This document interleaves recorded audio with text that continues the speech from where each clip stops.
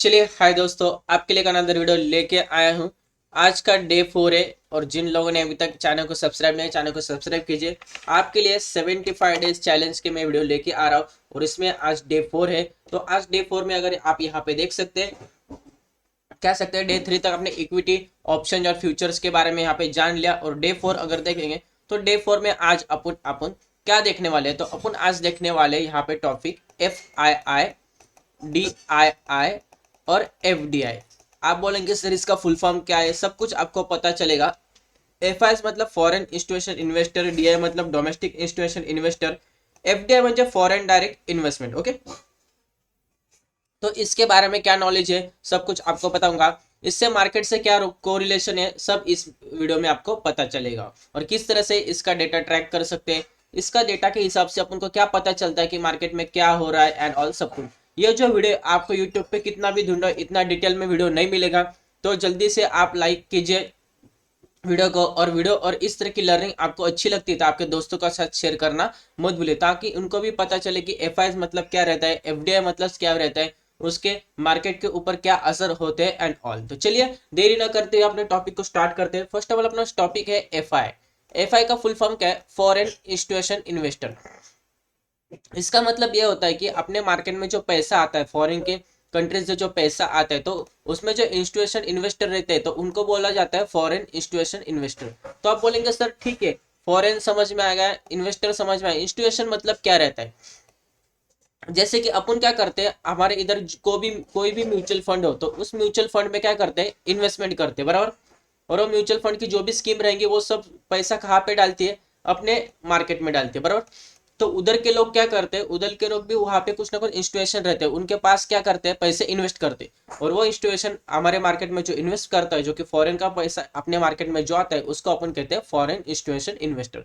तो आपको पता चला होगा, फर्स्ट पॉइंट वही है। देखो, institution from foreign countries investing India's market are FI, मतलब फॉरेन कंट्रीज में से जो भी पैसा हमारे मार्केट में आ रहा है, इन्वेस्ट हो रहा है, तो अपन उसको FI कहते हैं। ओके, सेकंड पार्ट क्या है, invest in direct secondary market. मतलब वो जो अपने मार्केट में पैसा डाल रहे, इन्वेस्टमेंट कर रहे, फर्स्ट प्रायोरिटी वो उनके मार्केट को देंगे, और सेकेंडरी प्रायोरिटी अगर वहां पर कहाँ पे इन्वेस्टमेंट करना है तो अपने मार्केट में जो इन्वेस्टमेंट करते हैं एज अ सेकेंडरी ऑप्शन वो इन्वेस्टमेंट करते हैं, ताकि उनके मार्केट से उनको गेन तो हो रहा है, लेकिन अपने मार्केट में भी कहा ना कहा तो इन्वेस्ट करके अच्छा सा रिटर्न जमा सके।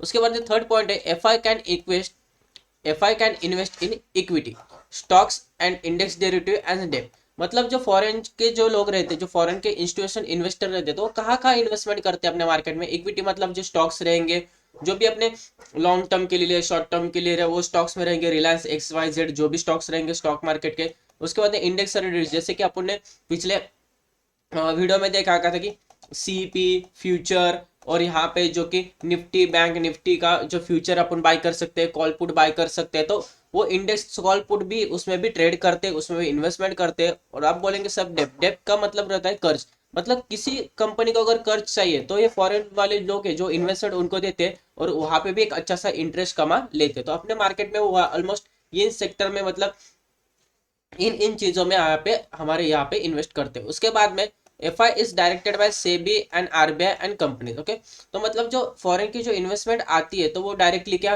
कंपनी में नहीं आती, डायरेक्टली गूगल पे के थ्रू नहीं आती। तो जो सेबी रहता है, सेबी मतलब security exchange board of India, जो कि पूरा शेयर मार्केट को कंट्रोल कर देता है। उसके बाद RBI, RBI मतलब reserve bank of India. Foreign का जो भी पैसा आता है तो किसके पास आता है, फर्स्ट ऑफ ऑल RBI के पास आता है। RBI चेक करेंगे कितना फंड आया, वो फंड कहाँ पे भेजेगी, सेबी के पास भेजेगी। सेबी देखेंगे कि किस कौन सी कंपनी इन्वेस्टमेंट कर रहा है, और वो सेबी अप्रूवल देने के बाद अपने मार्केट में वो पैसा इन्वेस्टमेंट हो जाएगा जिस कंपनी में इन्वेस्टमेंट आया है। तो इस तरह से जो कि FI की इन्वेस्टमेंट RBI थ्रू सेबी, और सेबी थ्रू जो कंपनी में है वो उस कंपनी में होती जाती है। Currently there are more than 1500 plus FI registered to SEBI. मतलब कितने फॉरेन इंस्टीट्यूशन इन्वेस्टर अपने मार्केट में, तो ऑलमोस्ट 1500 प्लस, उससे ज्यादा यहाँ पे इन्वेस्टर अपने मार्केट में यहाँ पे इन्वेस्टमेंट करते जा रहे हैं। तो फॉरेन के लोगों का पैसा आएगा तो अपना मार्केट ऊपर जाएगा, फॉरेन के लोग अगर अपने मार्केट से पैसा निकालेंगे तो मार्केट नीचे की तरफ भी आ सकता है। FI's company can buy share than FI company can buy share of less than 10% of any listed public company।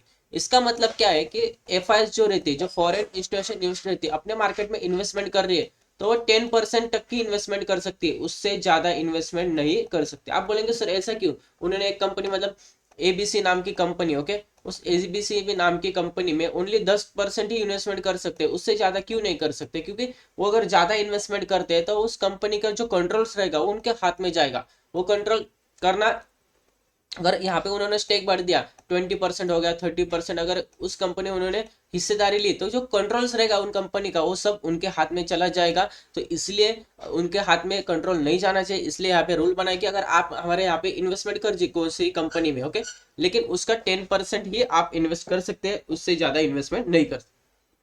उसके बाद में जो एफ आते हैं, जो इन्वेस्टमेंट करने के लिए आते हैं, तो कितने देर के लिए इन्वेस्टमेंट करते हो, शॉर्ट टर्म और लॉन्ग टर्म। आप बोलेंगे सर शॉर्ट टर्म मतलब कितना, मतलब 3 मंथ्स, 6 मंथ्स और 1 ईयर तक कर सकते हैं, और लॉन्ग टर्म देखे तो 5 ईयर, 10 ईयर कर दिले, 10 ईयर्स के लिए वो लॉन्ग टर्म इन्वेस्टमेंट अपने मार्केट में करते हैं। एग्जाम्पल कौन से एफ है जो कि अपने मार्केट में इन्वेस्टमेंट करते हैं, सीएलसा, सीटीआई, जेफी, Morgan Stanley, pension fund of England. तो इतने जो इनके नाम है एफ के, जो कि फॉरेन इंस्टीट्यूशंस के नाम है, तो ये जो मैंने नाम बोले ये सब नाम मतलब अपने मार्केट में आके यहाँ पे इन्वेस्टमेंट करते हैं। तो आपको पता चला होगा कि एफ मतलब क्या, फॉरेन इंस्टीट्यूशन इन्वेस्टर। इसका मतलब क्या कि फॉरेन का जो मनी आता है अपने मार्केट में, तो उसको अपन फॉरेन इंस्टीट्यूशन इन्वेस्टर कहते हैं। आप बोलेंगे सर चलो एफ के बारे में पता चला, फॉरेन इंस्टीट्यूशन मतलब मार्केट, फॉरेन कंट्रीज में से जो भी लोग इन्वेस्टमेंट करते हैं उनके इन्वेस्टमेंट अपने मार्केट में आता है, तो उसको एफ कहते हैं।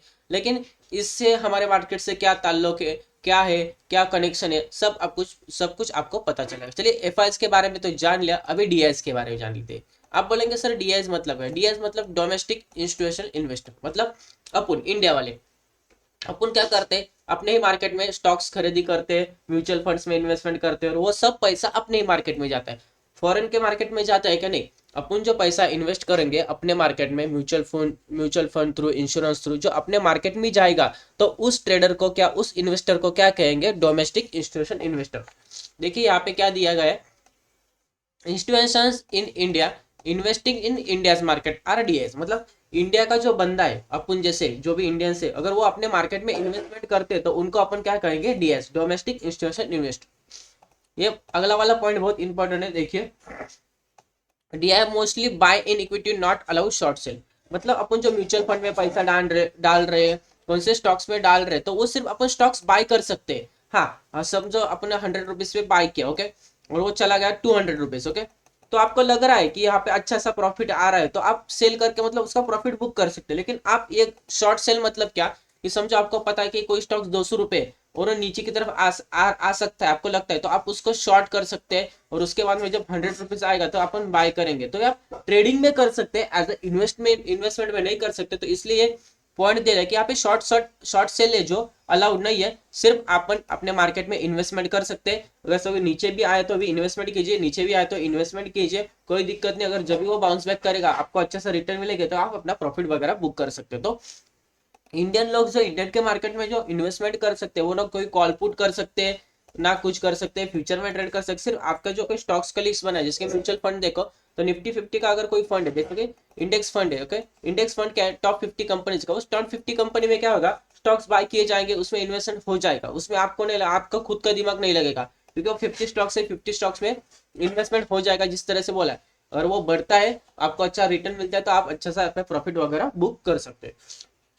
उसके बाद में देखा कि एग्जांपल कि कौन से ऐसे डोमेस्टिक इंस्टीट्यूशन इन्वेस्टर है अपने मार्केट में। जैसे कि मैंने आपको बोला कि जो म्यूचुअल फंड का जो भी पैसा अपने मार्केट में आता है, उसको ऑलमोस्ट डोमेस्टिक इंस्टीट्यूशन इन्वेस्टर कहते हैं। तो म्यूचुअल फंड कौन से कंपनी के, एचडीएफसी के, आईसीसी के, कोटक के, अलग अलग तरह के कंपनीज के म्यूचुअल फंड है। और एलआईसी में जो भी अपन पैसा इन्वेस्ट कर देते हैं, उसका 60% of minimum investment stocks market में आता है, स्टॉक्स में इन्वेस्टमेंट होता है, तो इसको ऐसे एलआईसी का भी नाम यहाँ पे दिया है। तो चलिए डीएस आपको पता चलेगा, शॉर्ट में मैं बता देता हूँ डीएस मतलब क्या रहता है, कि अपन के लोग, जो कि इंडिया के लोग, जो इंडिया के मार्केट में जो इन्वेस्टमेंट करते हैं, तो उनको डीएस कहा जाता है। जो कि आप और मैं, जो कि इंडिया का जो रहवासी हो, जो भी इंडिया के मार्केट में इन्वेस्टमेंट करता है, उसका जो इन्वेस्टमेंट है एज अ डीआई इन्वेस्टमेंट कहलाएगा। अभी थर्ड पॉइंट है, बहुत इंपॉर्टेंट है, क्या है, एफडीआई। अपन ने एफ आई तो देखा भी, एफडीआई मतलब क्या, फॉरेन डायरेक्ट इन्वेस्टमेंट। और अपन ने पिछली बार क्या देखा था, फॉरेन इंस्टीट्यूशनल इन्वेस्टर, ओके। तो फॉरेन डायरेक्ट इन्वेस्टमेंट मतलब क्या, आप बोलेंगे फॉरेन का समझ में आया, इन्वेस्टमेंट तो आ रहा है लेकिन डायरेक्ट आ रहा है, ओके। इस डायरेक्ट का मतलब क्या है, देखो पॉइंट में दिखा दिया है, FDI investment in direct companies और सब्सिडरीज। ओके, इसका मतलब क्या, जो कि फॉरेन की जो भी इन्वेस्टमेंट है वो डायरेक्ट कहाँ पे आ रही है, डायरेक्ट कंपनी में, रिलायंस, टाटा मोटर्स। तो कंपनी टू कंपनी जो इन्वेस्टमेंट होती है और उसके सब्सिडरीज कंपनीज में इन्वेस्टमेंट होती है उसको कहते हैं फॉरेन डायरेक्ट इन्वेस्टमेंट।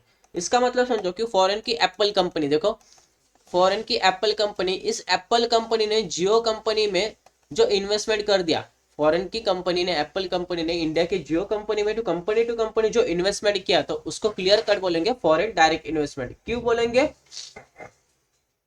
क्योंकि यहाँ पे अगर देखे तो इन्होंने कंपनी टू कंपनी इन्वेस्टमेंट किया, ना कोई इसके अंदर कोई ये, ना इन्होंने डीमैट अकाउंट ओपन किया, ना इसे इंस्टीट्यूशन इन्वेस्टर से पैसा लिया, किसी इन्वेस्टर से पैसा लिया, नहीं, एक कंपनी ने दूसरे कंपनी में जो इन्वेस्टमेंट किया तो उसको बोलेंगे foreign direct investment. Second point है FDI, company can buy share more than 10% to specific limited government of India for any listed public company. मतलब समझो कि जो एप्पल कंपनी है, ओके, एप्पल कंपनी है, वो जियो कंपनी में इन्वेस्टमेंट कर रही है, देखो एप्पल कंपनी जियो कंपनी में इन्वेस्टमेंट कर रही है, तो वो 10%, 20%, 30%, कितना भी इन्वेस्टमेंट कर सकती है। आप बोलेंगे सर तो पिछले टाइम तो 10% ही करना है, यहाँ पे नहीं, अगर जियो का मालिक अगर 20% भी यहाँ पे उसका जो है वो सेल करने के लिए रेडी है और लेने के लिए रेडी, तो आप 20% भी वो एप्पल कंपनी वो बाय कर सकती है। ओके, लेकिन उसके बाद में कंट्रोल्स का क्या, उसके तो गवर्नमेंट ऑफ इंडिया के जो रूल्स रहेंगे उस हिसाब से उनको यहाँ पे ऐड करना पड़ेगा, उनका खुद का मर्जी नहीं चलेगा। ठीक है, उनका 20% इन्वेस्टमेंट है, कोई दिक्कत नहीं मार्केट में, मतलब उस स्टॉक्स में 20% इन्वेस्टमेंट, लेकिन इंडिया के जो रूल्स रहेंगे उस रूल्स के हिसाब से उनको यहाँ पे रहना पड़ेगा। तो चलिए ये हो गया। उसके बाद में क्या कि FDI is directed by RBI, FDI and company which investment is done. समझो यहाँ पे एप्पल कंपनी से जियो कंपनी में जो इन्वेस्टमेंट आ रहा है तो इसके बीच रहता है RBI, reserve bank of India, क्योंकि एप्पल कंपनी जियो कंपनी में जो इन्वेस्टमेंट कर रही है वो 1 CR का नहीं रहेगा, 1000 CR, 100 CR का रहेगा। तो ये डायरेक्टली कंपनी का जो ओनर रहते हैं वो तो डिस्कस करेंगे, लेकिन फॉरेन कंट्री से जो इंडिया की कंट्री में पैसा आएगा तो आरबीआई के थ्रू आएगा, और आरबीआई देखेगा कि ये लोग इन्वेस्टमेंट कर रहे हैं, तो पैसा आरबीआई के पास आएगा, आरबीआई पूरा उस पैसे का देखेगा, उनके रूल्स एंड रेगुलेशन देखेगा, और उसके बाद में जिस कंपनी में इन्वेस्टमेंट होना है, जिसकी जियो, तो इस कंपनी में इन्वेस्टमेंट हो जाएगा। तो इन दोनों के बीच में कौन रहता है, आरबीआई रहता है। FDI invest for long term purpose, मतलब एप्पल जो कंपनी, अगर जियो कंपनी में कोई इस तरह का एफडीआई इन्वेस्टमेंट कर रही है तो वो लॉन्ग टर्म के लिए, लॉन्ग टर्म मतलब 5 साल 10 साल, जैसे कि समझो कि अगर समझो एप्पल कंपनी जियो कंपनी में इन्वेस्टमेंट कर रहे हो तो वो क्या करके सोचेगी, हाँ जियो अच्छा है, उसका इंटरनेट सस्ता है, अच्छा है, 4GB ला रहा है और सब सस्ते प्लान है, तो आने वाले दिनों में जियो बहुत बढ़ सकता है। अगर हमने आज 1 करोड़ भी लगा दिया तो आने वाले दिनों में 2 CR उसका हो जाएगा। तो चलिए इस हिसाब से लॉन्ग टर्म के लिए अपन पैसा उस कंपनी में लगा लेते हैं। तो इस तरह से जो भी इन्वेस्टमेंट आता है फॉरेन डायरेक्ट इन्वेस्टमेंट, वो इसी तरह से आता है। एफडीआई मतलब कौन सी कंपनी, अमेजॉन जो कि फॉरेन कंट्री की company, Walmart, Bharti AXA, Tata Docomo, Maruti Suzuki, तो ये फॉरेन की कंट्रीज है जो इंडिया के मार्केट में आके यहाँ पे पैसा लगा सकते हैं इंडिया के कंपनीज में, तो उसको अपन कहेंगे फॉरेन डायरेक्ट इन्वेस्टमेंट। तो चलिए आपको FII foreign institution investor, FDI sorry DI domestic institution investor, FDI foreign direct investment, तो इन तीनों के बारे में पता चला। तो इनका यूज क्या है, आप बोलेंगे सर ठीक है अभी तो ये समझ में आ रहा है कि आपने बोला कि एफआईएस के बारे में बताया, डीआईएस के बारे में बताया, सब कुछ बताया, ओके, लेकिन इसका इंडियन मार्केट के क्या इम्पैक्ट पड़ेगा इसके बारे में अपन देख लेते हैं। ओके, अगर एफडीआई ने इन्वेस्टमेंट किया, एफआईएस ने इन्वेस्टमेंट किया, डीआईएस, इन दोनों ने सबने इन्वेस्टमेंट किया, तो अपने मार्केट पे क्या इम्पैक्ट पड़ेगा। तो first of all due to FDI Indian companies get more fund, मतलब फॉरेन की कंपनी से अपने कंपनी में अगर इन्वेस्टमेंट आई तो क्या होगा कि फंड आ जाएगा, उस कंपनी में पैसा आ जाएगा, पैसा आने के बाद वो टेक्नोलॉजी ग्लोबल्स को बढ़ाएंगे, उधर टेक्नोलॉजी बढ़ गई तो लोगों को जॉब्स मिलेंगी, अपने इधर के लोगों को जॉब्स मिलेंगी, लोग अगर जॉब्स करेंगे कंपनी का अच्छा प्रॉफिट हो जाएगा, सेल्स हो जाएगा, कंपनी को प्रॉफिट हो जाएगा, उस प्रॉफिट में से कंपनी टैक्स पे करेगी, और उस तरह से जीडीपी और इंडस्ट्री जो भी हो रही है उसकी ग्रोथ होगी। लेकिन फॉरेन कंट्री से अपने मार्केट में इन्वेस्टमेंट ही नहीं आया तो ये सब कुछ नहीं होगा, उसको फंड नहीं मिलेगा, वो टेक्नोलॉजी नहीं बढ़ा सकता है, कुछ नहीं बढ़ा सकता है, ना लोगों को जॉब दे सकता है। तो ये बेस्ट पॉइंट है, फॉरेन इन्वेस्टमेंट, फॉरेन डायरेक्ट का इन्वेस्टमेंट आ गया, फॉरेन से अगर इन्वेस्टमेंट डायरेक्ट इन्वेस्टमेंट भी आ गया तो अपने यहाँ पे बहुत ज्यादा फर्क पड़ता है। Second point, due to F I and D I, foreign direct investment और डोमेस्टिक डायरेक्ट इन्वेस्टमेंट अगर ये अपने मार्केट में आता है, इसका मतलब क्या, अपने मार्केट में पैसा ज्यादा आ रहा है। जैसे पैसा मार्केट में ज्यादा आएगा, शेयर्स भी बढ़ेंगे, इंडाइसेस भी बढ़ेंगे और अपना मार्केट ऊपर की तरफ जाएगा। लेकिन कोरोना में जिस तरह से लोगों ने पैनिक किया था, तो अपने लोगों ने भी मार्केट में से पैसा निकाल लिया, फॉरेन इंस्टीट्यूशन ने भी पैसा निकाल लिया, इसलिए मार्केट में 12,000 का जो निफ्टी था वो 6,000 तक पहुंचे चला। लेकिन लोगों को पता चला कि इतना ज्यादा, तो इतना तो अभी डिस्काउंट में मिल रहा है, इससे बढ़िया मौका नहीं है। तो यहाँ पे 6,000 जैसे निफ्टी, लोगों ने फिर से पैसा डालना चालू करा। अभी देख रहे हैं अभी 19,800 के नियर बाय निफ्टी चल रहा है, मतलब कितना बढ़ गया। तो मार्केट एक ही देखो, जो भी चीज गिरती है तो उसको उठना ही पड़ता है, मार्केट हो या आदमी, सबको ऊपर ही जाना है। उसके बाद में थर्ड पॉइंट है, increasing FI investment is good sign and rising state economy inward. मतलब फॉरेन के लोगों की इन्वेस्टमेंट अगर अपने मार्केट में आ रही है, इसका मतलब क्या कि अपनी इकोनॉमी अच्छी कर रही है, अपने यहाँ की कंपनीज अच्छी कर रही है, हमारे यहाँ पे ग्रोथ है, इसके लिए इसकी वजह से अपने मार्केट में पैसा आ रहा है और मार्केट में पैसा डाल रहे हैं। इंक्रीजिंग डीआई इन्वेस्टमेंट, अपने यहाँ पे लोग अगर अपने यहाँ के मार्केट में, शेयर मार्केट में अगर पैसा, म्यूचुअल फंड में पैसा डाल रहे हैं अपने इधर के लोग, तो ये बेस्ट ऑप्शन रहेगा कि अपना मार्केट में पैसा रहे, अपने लोग ही यहाँ पे डाल रहे और यहाँ पे मार्केट को हेल्प हो रहा है कि फॉरेन के लोगों ने कितना पैसा निकाला नहीं निकाला उसके वजह से। लेकिन नहीं, अपने ही लोग अपने मार्केट में पैसा लगा रहे, तो यहाँ पे अपने मार्केट को एक पैसा मिल रहा है, उस तरह से अपना मार्केट भी ग्रो हो रहा है और सब कुछ अच्छे तरह से चल रहा है। तो आपने देखा एफ मतलब क्या, डी मतलब क्या और एफ मतलब क्या, इनके मार्केट के ऊपर किस तरह से इम्पैक्ट पड़ता है। तो बोलेंगे चलिए चल सब पता चला, इसका डेटा वगैरह क्या रहता है। चलिए अभी मैं आपको डेटा के बारे में बताता हूँ। आपको जाने का है गूगल पे, चलिए आपको जाने का है गूगल पे। जैसे गूगल के जाने के बाद जो हर रोज मार्केट ऊपर नीचे होता है, आज 100 पॉइंट बढ़ गया, 150 पॉइंट बढ़ गया, तो इनमें फॉरेन लोग हर रोज कुछ ना कुछ तो खरीदी विक्री कर देते हैं, कोई बाई करता है, कोई सेल कर देता है, उसका डेटा आप जान सकते हैं। और उस डेटा के हिसाब से पता चलता है कि आने वाले कुछ दिनों से मार्केट में फॉरेन के लोग पैसा डाल रहे हैं, इंडिया के लोग पैसा डाल रहे हैं, इसकी वजह से मार्केट ऊपर की तरफ जा रहा है, नीचे की तरफ जा रहा है, ये सब आपको हर रोज का मार्केट बंद होने के बाद डेटा मिल जाता है। चलिए उसके लिए आपके साथ वेबसाइट है, यहाँ पे कोई प्रमोशन वगैरह नहीं है वेबसाइट का, यहाँ पे अच्छे से डेटा मिलता है इसे। जैसे आप स्टॉक एज गूगल पे डालोगे तो यहाँ पे स्टॉक एज वेब के बारे में आएगा, stockedge.com आ गया। चलो यहाँ पे जैसे ही करते हो तो यहाँ पे स्टॉक एज वेब देखिए, जो कि आप अच्छे से क्यों, आपको अगर देखे तो आपको यहाँ पे प्ले स्टोर या ऐप स्टोर, अगर एंड्रॉइड और आईफोन है तो वहाँ पे आपको स्टॉकेज का ऐप भी मिलेगा। चलिए पे वेब वेब करके मैंने डाला स्टॉकेज वेब, जैसे जो कि आपका मोबाइल में जिस तरह से ऐप दिखाएगा उस तरह से यहाँ पे दिखा है। यहाँ पे क्या क्या दिखा रहा है, निफ्टी फिफ्टी का प्राइस दिख रहा है, और यहाँ पे निफ्टी फिफ्टी अगर आज ऊपर की तरफ यहाँ था तो आज 27 कंपनी उसके ऊपर की तरफ थी। उसके बाद में टॉप 500 के जो कंपनीज थे उसमें 370 कंपनी डाउन साइड की थी, 183 कंपनी अप साइड के साइड में थी। ये थोड़ा बेसिक इन्फॉर्मेशन दिया। और यहाँ पे आपको अभी जो अपन ने सीखा एफ आई कैश, तो आपके जान पहचान का है, लेकिन यहाँ पे देखो F I D activity, okay, मतलब फॉरेन की इंस्टीट्यूशन ने क्या किया, अपने यहाँ पे लोगों ने क्या किया, उसके एक्टिविटी आप यहाँ पे देख सकते हैं डेली का। तो जैसे आप एफ आई और डी आई पे क्लिक करेंगे तो आपके पास यही विंडो ओपन हो जाएगा। देखो जैसे कि यहाँ पे 22 नवंबर का यहाँ पे डेटा आ चुका है, जिस दिन मैं वीडियो बना रहा हूँ उस दिन का F I cash market, D I cash market. मतलब आज मार्केट निफ्टी जो है वो 28 पॉइंट ऊपर की तरफ गया। क्यों गया, जो फॉरेन के लोगों ने 306 करोड़ रुपए मार्केट से निकाले, लेकिन उसके अगेंस्ट अपने जो डी आई है, जो इंडियन इन्वेस्टर है, उन्होंने 700 रुपीज यहाँ पे मार्केट में डाले।